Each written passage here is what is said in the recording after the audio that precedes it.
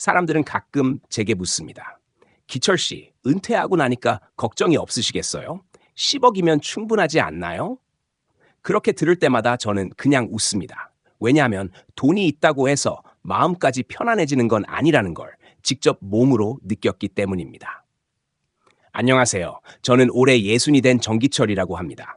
저는 한 동네에서 25년 넘게 순댓국집을 운영했고, 제 아내 영숙이는 보건소에서 간호조무사로 일하다가 은퇴했습니다. 우리 부부는 그저 남들만큼은 살아보자, 은퇴할 땐 남 부럽지 않게 편안하게 지내자, 이 마음 하나로 평생을 버텨왔습니다. 그 길이 어땠을까요? 절대 쉽지 않았습니다. 늘 아끼고 절약하며 오직 일만 했습니다. 그리고 은퇴한 뒤 처음으로 함께 앉아 그동안 모아둔 돈을 하나하나 정리해 보았습니다. 여기저기 흩어져 있던 통장아, 적금, 보험, 가게하면서 조금씩 넣어둔 금융상품들까지 다 합쳐보니 대략 10억 원쯤 되더군요. 게다가 매달 조금씩 들어오는 연금도 있었고 예금에서 나오는 소소한 이자 수익도 꾸준히 들어왔습니다. 생활비로는 한 달에 600만 원 정도면 충분했습니다. 먹고 쓰고 병원 다니고 여유 자금까지 챙길 수 있었죠. 그러니 주변에서 다들 부러워했습니다. 기철 형은 노후 걱정 없겠네. 성공했지 뭐. 그렇게들 말했지만 솔직히 저희도 그렇게 믿고 있었습니다. 돈만 있으면 모든 게 괜찮을 줄 알았으니까요. 그런데요, 그게 참 다르더군요. 돈이 있는데도 마음 한켠이 계속 불편해지는 순간들이 찾아오기 시작했습니다. 누가 잘못한 것도 아닌데 자식 문제와 손주 돌봄 문제가 자꾸만 애매하게 다가왔습니다.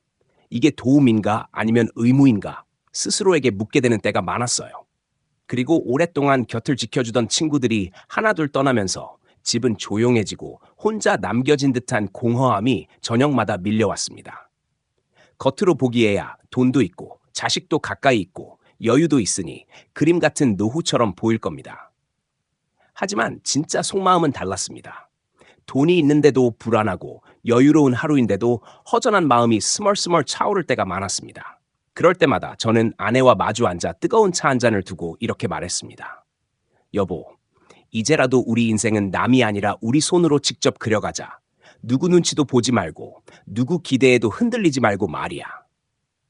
이 이야기는요, 평생 남을 위해서만 살아오던 두 사람이 이제야 비로소 나를 위해 살아보기로 한 아주 작은 용기의 기록입니다.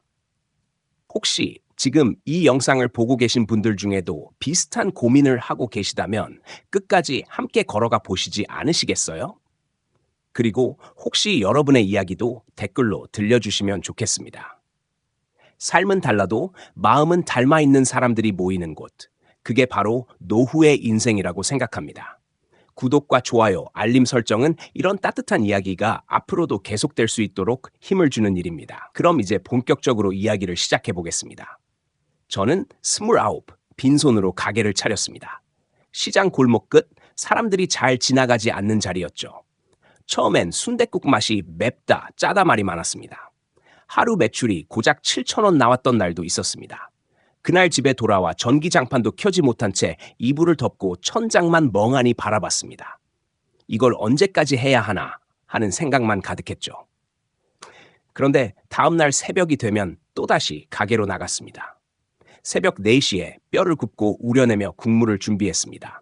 시장 문 열리기 전부터 솥단지 앞에 앉아 국물이 끓는 걸 지켜봤습니다.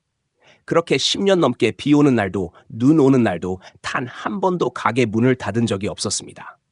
그것만이 우리 가족이 먹고 사는 길이었으니까요.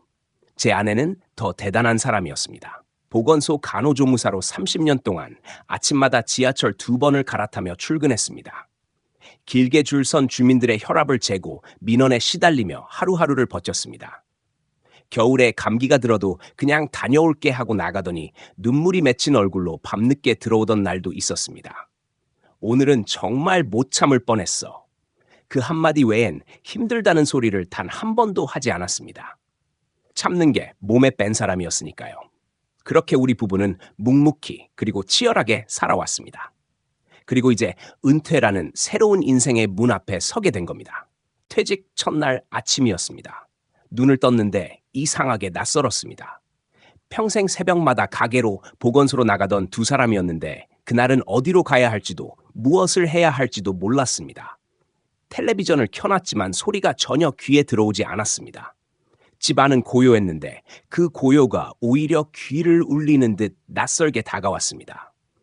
아내와 마주 앉아 아침을 먹는데 어색해서 밥만 뜨고 있었습니다. 그러다 아내가 조심스레 물었습니다. 우리 이렇게 하루를 보내는 건가? 그 말에 저는 목이 탁 막혀 버렸습니다. 답을 할 수가 없었습니다.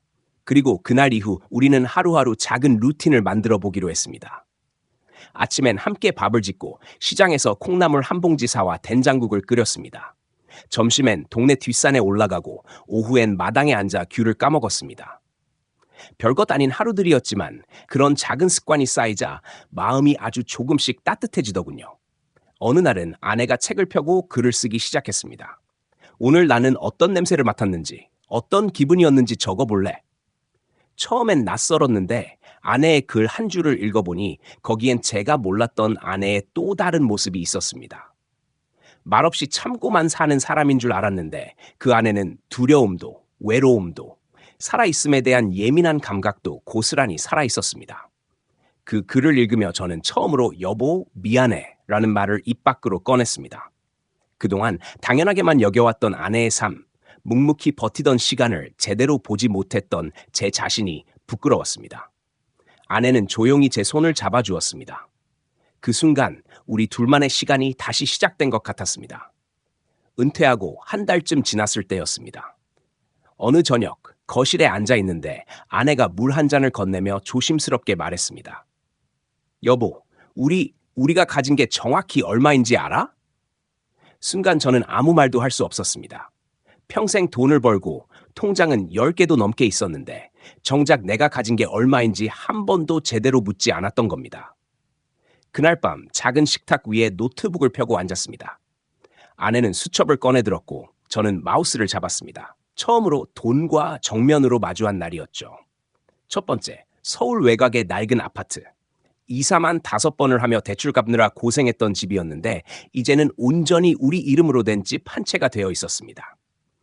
두 번째, 예전에 전세를 주었던 오피스텔. 지금은 세입자가 빠진 보증금을 예금으로 넣어두었고 거기서 매달 이자가 나왔습니다. 그리고 통장들. 이름만 그럴듯한 적금, 예금, 보험들. 제각각이었지만 다 합치니 현금성 자산만 3억 원이 넘었습니다. 그 외에도 아내가 묵묵히 부었던 연금 저축이 나오기 시작했고 제가 심심풀이로 가입했던 채권 상품에서도 매달 100만 원씩 들어오고 있었습니다. 그렇게 하나하나 정리하다 보니 어느새 정확히 10억. 정말 그렇게 모였더군요. 사람들은 말합니다. 10억 있으면 부족할 게 뭐가 있어요. 그런데 그날 우리는 깨달았습니다. 중요한 건 있는 돈이 아니라 흐르는 돈이라는 것을. 식비, 병원비, 공과금, 전화요금, 명절에 쓰이는 경조사비, 그리고 예기치 못한 지출까지. 돈이 줄줄 새어나가는 걸 막을 수는 없지만 최소한 예상은 해야 한다는 걸 알았습니다. 우리 부부는 매달 450만 원에서 500만 원 정도를 씁니다. 연금과 수익을 합치면 600만 원이 넘으니 겉으로는 남는 구조입니다.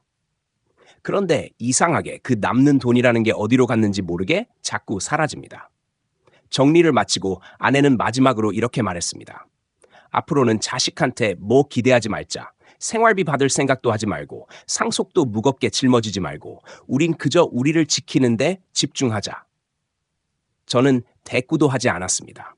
그저 깊게 천천히 고개를 끄덕였을 뿐입니다.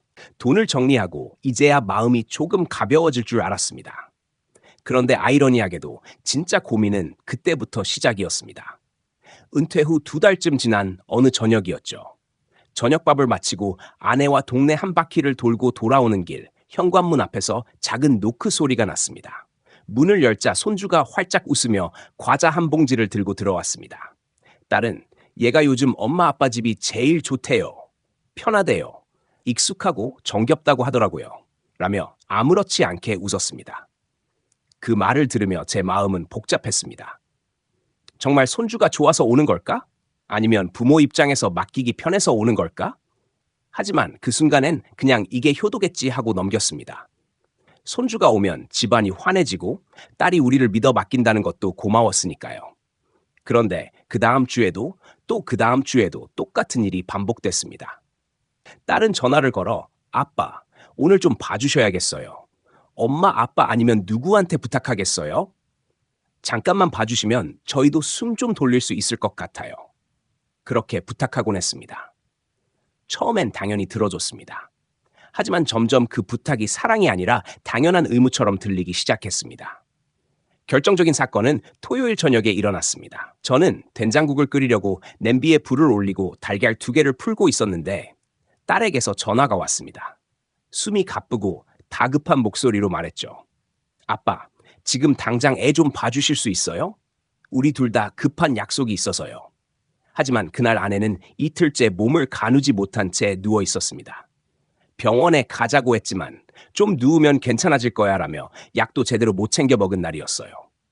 그래서 저는 조심스럽게 말했습니다. 지금은 어렵다. 엄마가 몸이 안 좋아. 딸은 잠시 침묵하다가 짧게 대답했습니다. 그래요. 뭐 알겠어요. 그 짧은 한마디에 담긴 냉담함과 실망, 불만이 제 귀에 날카롭게 꽂혔습니다. 전화를 끊고 나니 부엌의 조명만이 조용히 식탁을 덮고 있었습니다. 그날 밤 아내는 힘겹게 손끝을 움직여 문자를 보냈습니다. 앞으로 애 바뀔 일이 있으면 며칠 전엔 꼭 미리 말해줘. 우리도 일정이 있고 몸이 안 좋을 때도 있어. 하지만 답장은 바로 오지 않았습니다. 한참을 기다린 끝에 새벽 1시가 넘어 도착한 메시지는 단 한 줄. 네, 알겠어요. 그 차가운 문자를 보는 순간 우리 마음속에 서운함이 깊게 내려앉았습니다. 그 후로 딸의 전화는 줄었고 손주도 오지 않았습니다. 며칠 동안 집은 너무나 조용했습니다. 처음엔 그 고요가 낯설 만큼 어색했습니다. 그런데 이상하게도 시간이 지날수록 그 고요 속에서 오히려 평온이 찾아왔습니다. 일주일쯤 지나 어느 저녁 아내가 밥을 먹다 말고 작게 중얼거렸습니다. 내가 뭘 그렇게 잘못했을까? 그냥 한마디 했을 뿐인데. 그 말에 저는 젓가락을 내려놓고 깊은 한숨을 내쉬었습니다.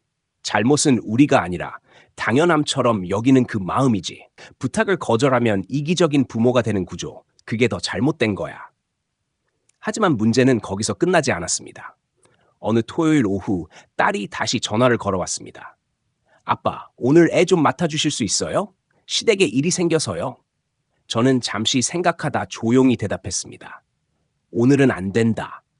그러자 딸은 짧게 말했습니다. 진짜 너무하신 거 아니에요. 부모가 이럴 수 있어요? 요즘 엄마 아빠 왜 이렇게 예민하세요? 그 말은 심장을 내리치는 듯 아팠습니다. 부모라는 이름이 더 이상 존중이 아니라 단순히 의무로만 취급되는 순간이었으니까요. 그날 저녁 우리는 식탁도 치우지 못한 채 긴 대화를 나눴습니다. 아내는 눈가가 붉어진 채 말했습니다. 나 이제 더는 그렇게 못해. 아무렇지 않은 척하면서 고맙단 말 한마디도 못 듣고 그냥 당연한 사람처럼 취급받는 거. 그게 너무 힘들어. 저는 조용히 아내의 손을 잡아주었습니다. 그리고 묻지 않을 수 없었습니다. 우리 딸, 왜 이렇게 변했을까? 언제부터 이렇게 된 걸까? 하지만 대답은 나오지 않았습니다. 아마 딸은 몰랐을 겁니다. 우리가 그렇게 서운하고 지치고 있다는 걸 늘 아무렇지 않게 받아주었으니까요. 그날 밤 우리는 결심했습니다. 우리 시간은 우리가 지킨다. 누구에게도 아무렇지 않게 빼앗기지 않겠다. 늦었지만 이제라도 우리를 위한 하루를 되찾기로 한 겁니다. 그 후로 우리는 조금씩 변하기 시작했습니다. 전화가 오면 무조건 그래, 알았다 라고 대답하던 예전의 우리가 아니었습니다. 아내는 달력에 우리 둘만의 약속을 먼저 적어두었고 저는 매주 수요일마다 동네 도서관에서 열리는 인문학 강좌를 등록했습니다. 손주를 돌봐주는 건 여전히 즐거웠지만 이제는 그날은 우리가 일정이 있다라고 분명히 말할 수 있게 되었습니다. 처음엔 마음이 불편했습니다. 혹시 딸이 섭섭해하지는 않을까? 우리가 너무 이기적인 부모가 되는 건 아닐까? 자꾸만 가슴이 저릿했습니다. 하지만 어느 날 문득 깨달았습니다. 부모의 사랑은 무한해야 한다는 착각이 우리를 이렇게 지쳐오게 했다는 것을요. 아내가 말했습니다. 여보, 우리가 은퇴하고 나서야 알게 된 게 있네. 젊을 땐 일하느라 놓치고 부모 노릇하느라 놓친 게 참 많았지. 이제라도 우리 시간, 우리 마음 챙기면서 살아야 하지 않겠어? 그 말을 듣는 순간 이상하게 눈물이 차올랐습니다. 평생 가장이라는 무게에 짓눌려 살면서도 정작 제 삶은 단 한 번도 제 것이었던 적이 없다는 걸 깨달았기 때문입니다. 그리고 놀랍게도 우리가 변하자 딸도 조금씩 달라졌습니다.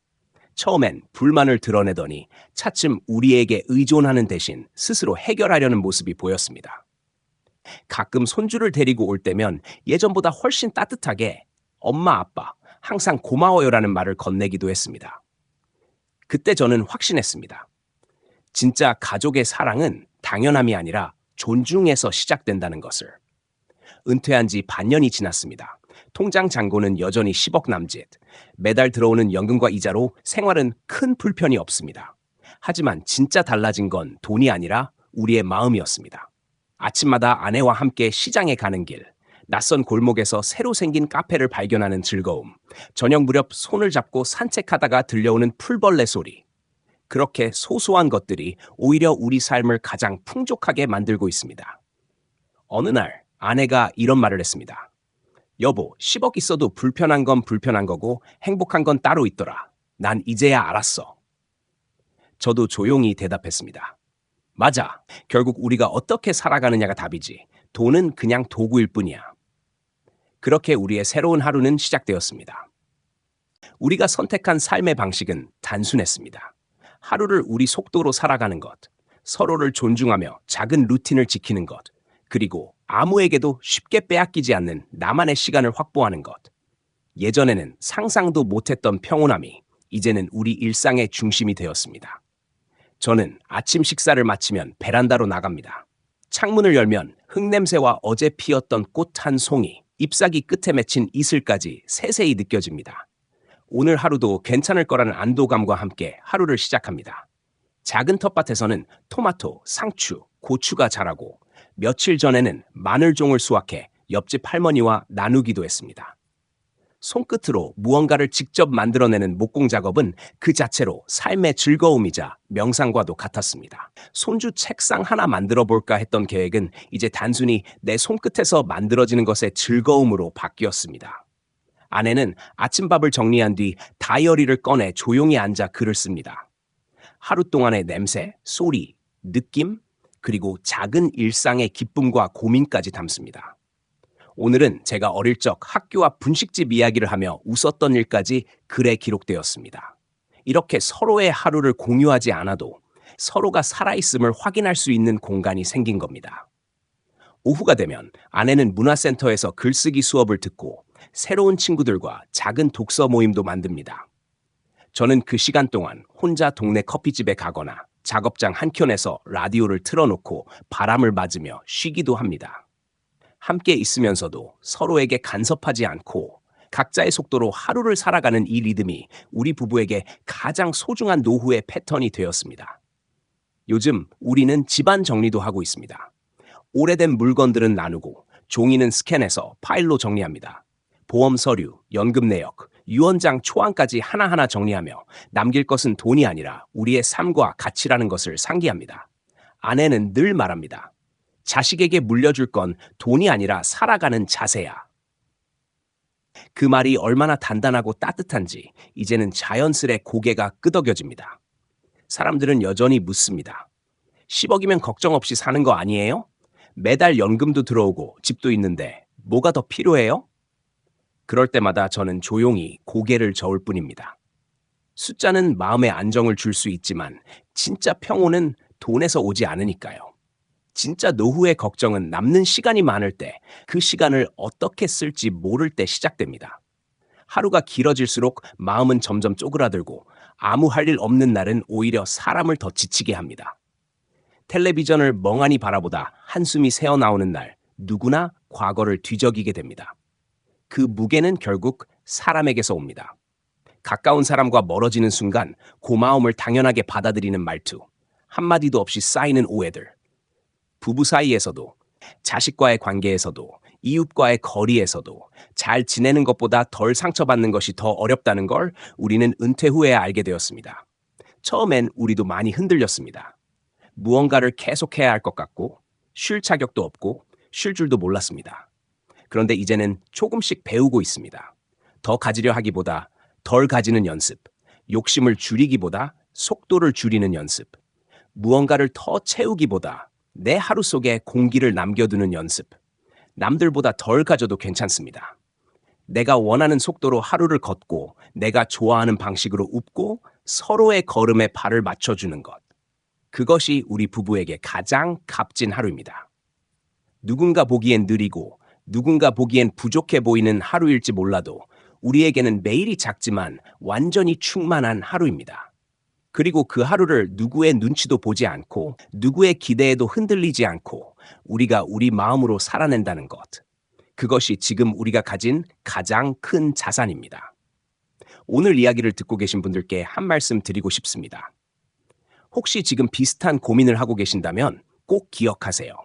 하루를 천천히 나답게 살아가는 연습이야말로 노후를 진짜 부자로 만들어주는 길이라는 것을요. 세상은 끊임없이 더 달리라고 말하지만 우리 마음은 그 속도를 버티지 못할 때가 많습니다. 우리 부부의 삶은 이제 숫자가 아닌 마음의 평온으로 측정됩니다. 오늘 하루도, 여러분의 하루도 평온하고 따뜻하게 흘러가길 바랍니다. 다음 이야기에서 다시 만나겠습니다. 그 후 몇 달이 지나면서 우리 부부의 일상은 완전히 달라졌습니다.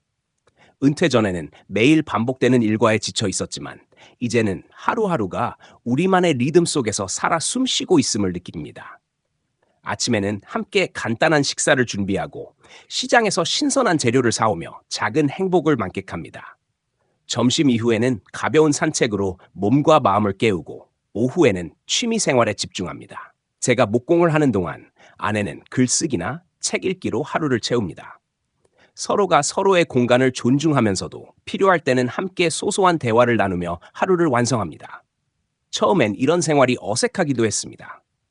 평생 누군가를 돌보며 살아왔던 우리가 이제는 스스로의 시간을 가장 우선으로 생각하는 것이 조금은 낯설었습니다. 하지만 시간이 흐르면서 우리는 깨달았습니다. 남을 위해 살아온 삶만으로는 마음의 평화를 얻을 수 없다는 것을, 그리고 지금부터라도 자신을 위한 삶을 살아야 진짜 행복할 수 있다는 것을요. 특히 손주와의 관계에서도 변화가 생겼습니다.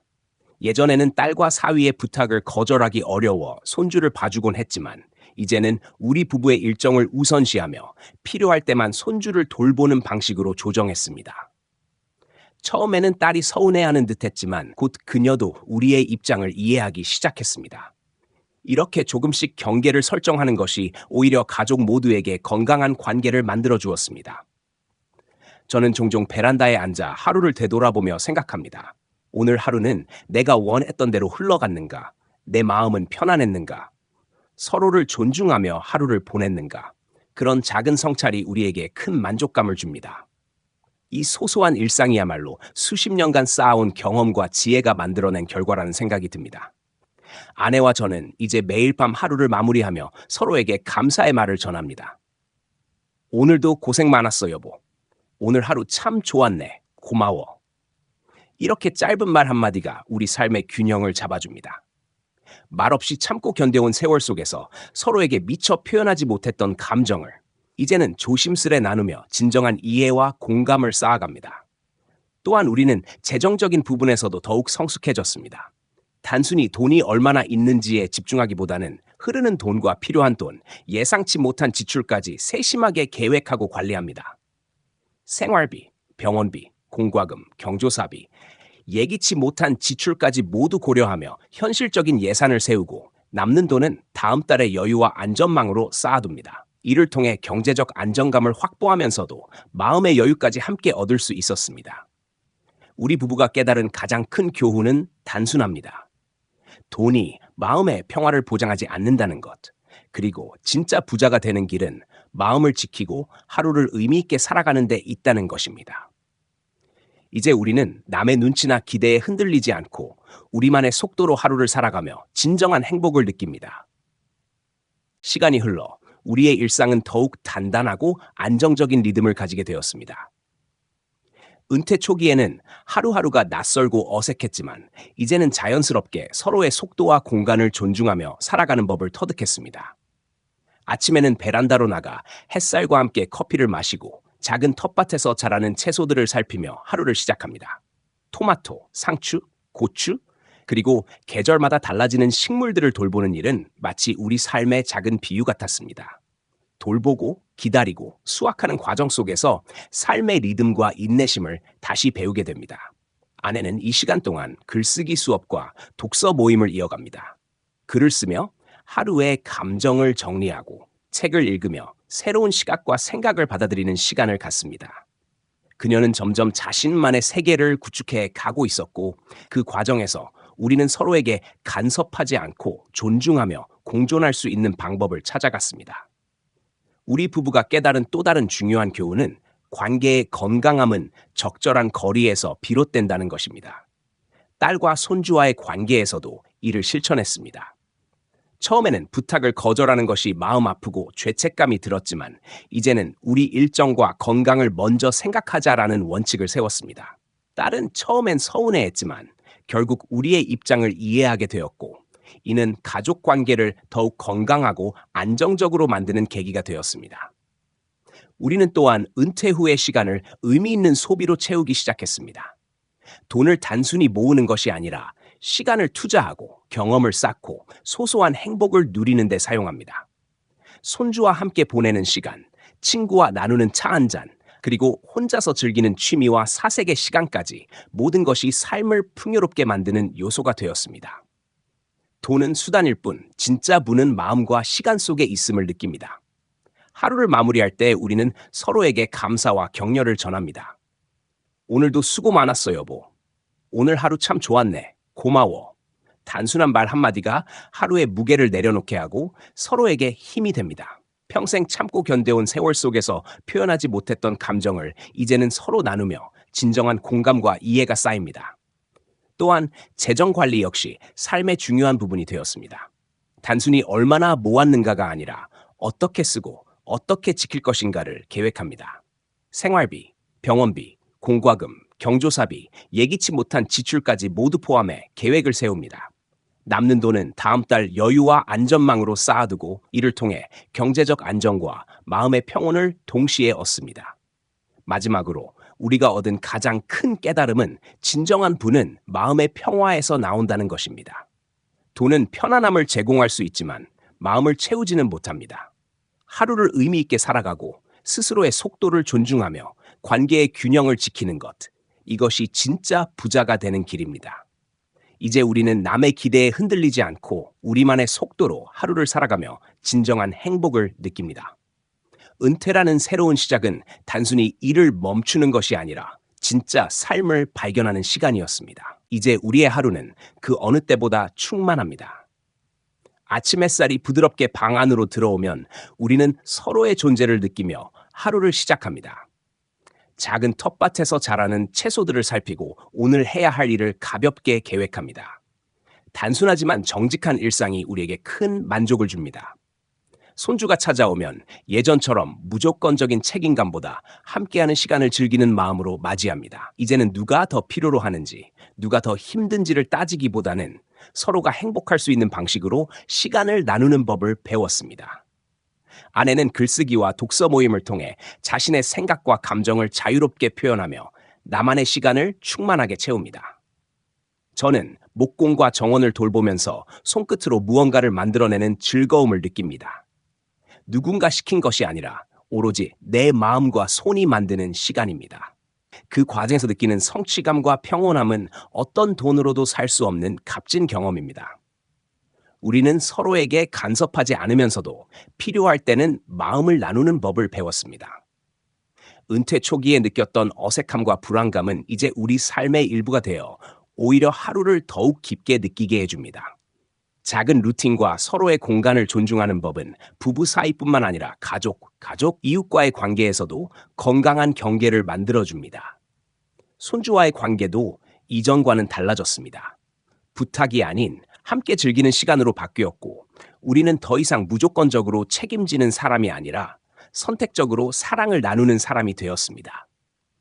딸도 처음에는 서운함을 느꼈지만 시간이 지나면서 우리의 선택을 존중하게 되었고 그것은 가족 모두에게 건강한 관계의 토대를 마련했습니다.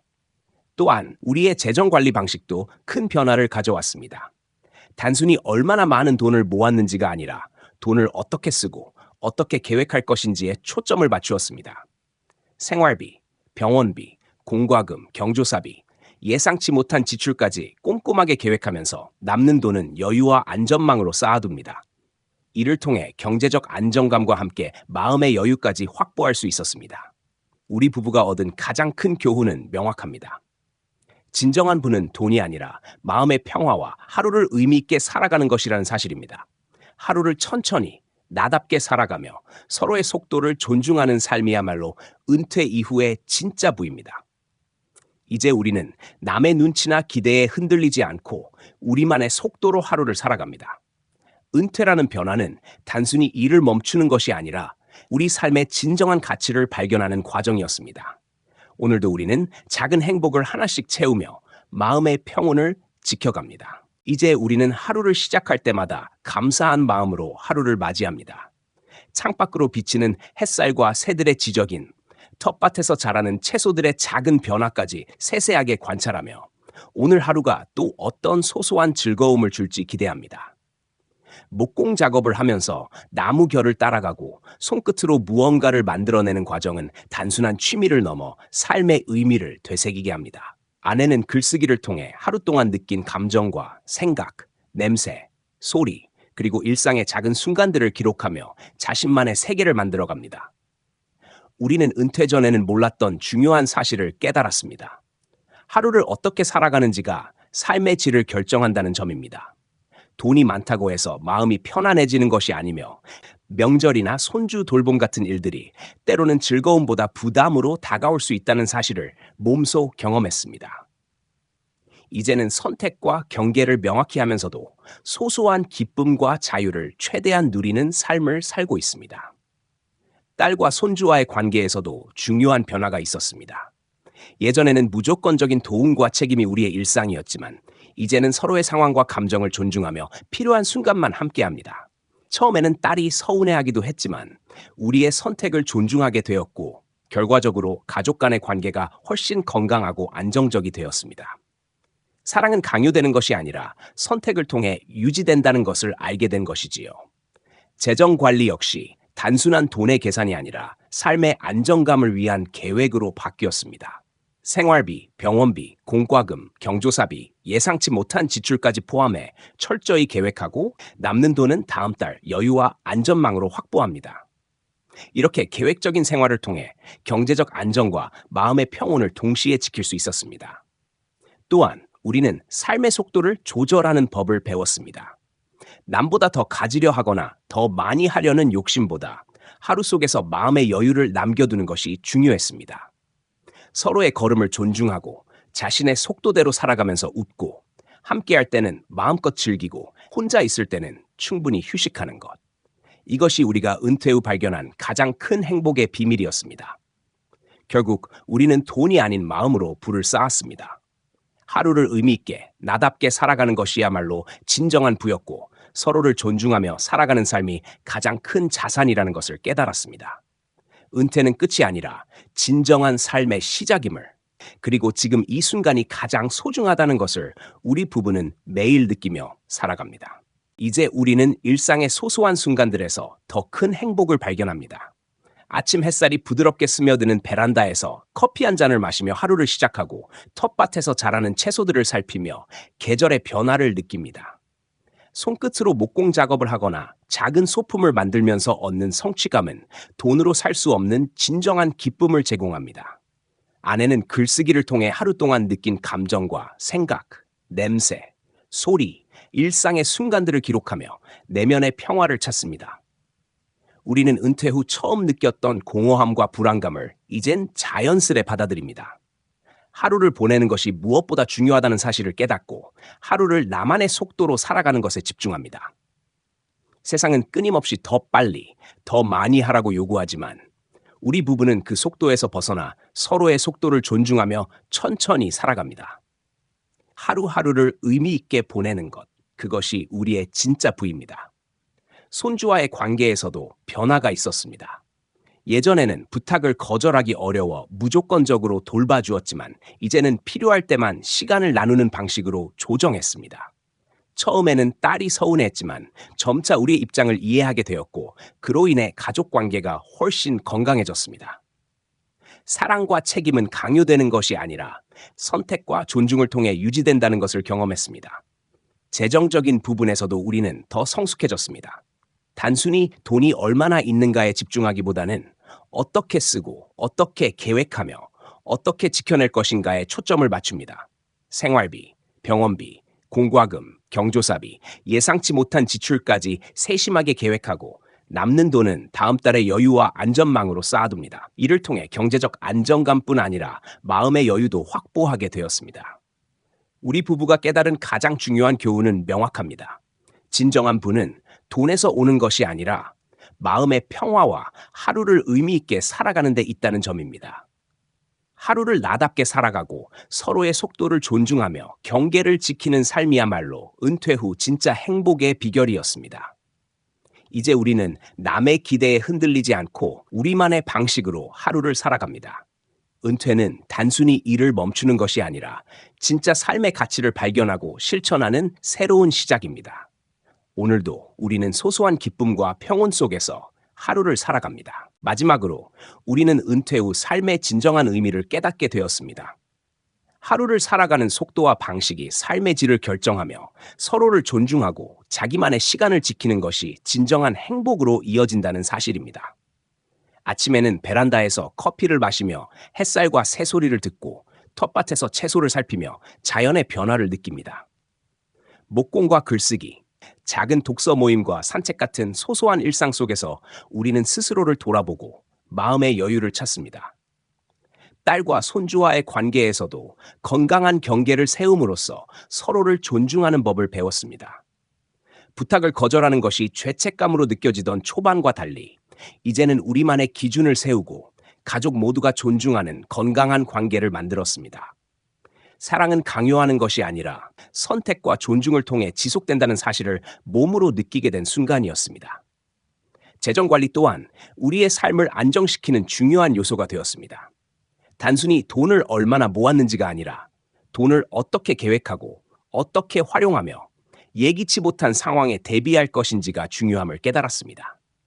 생활비와 병원비, 공과금, 경조사비까지 철저하게 계획하고 남는 돈은 다음 달의 여유와 안전망으로 쌓아두며 경제적 안정과 마음의 평온을 동시에 얻습니다. 우리는 하루를 의미 있게 살아가는 법, 서로의 속도를 존중하는 법, 관계의 경계를 지키는 법을 배웠습니다. 남보다 더 가지려 하지 않고 욕심보다 속도를 줄이며 하루 속에 공기를 남겨두는 것이 중요하다는 깨달음을 얻었습니다. 이렇게 살아가는 하루하루가 우리에게 진정한 부와 행복을 가져다 주었습니다. 이제 우리는 누구의 눈치도 보지 않고 누구의 기대에도 휘둘리지 않으며 우리만의 속도로 하루를 살아갑니다. 은퇴는 끝이 아니라 새로운 삶의 시작이었고 지금 이 순간이 가장 소중하다는 것을 매일 느끼며 살아갑니다. 하루를 천천히 나답게 살아가는 연습이 진짜 부자로 만들어준다는 사실, 그것이 은퇴 후 우리 부부가 발견한 진정한 삶의 가치입니다.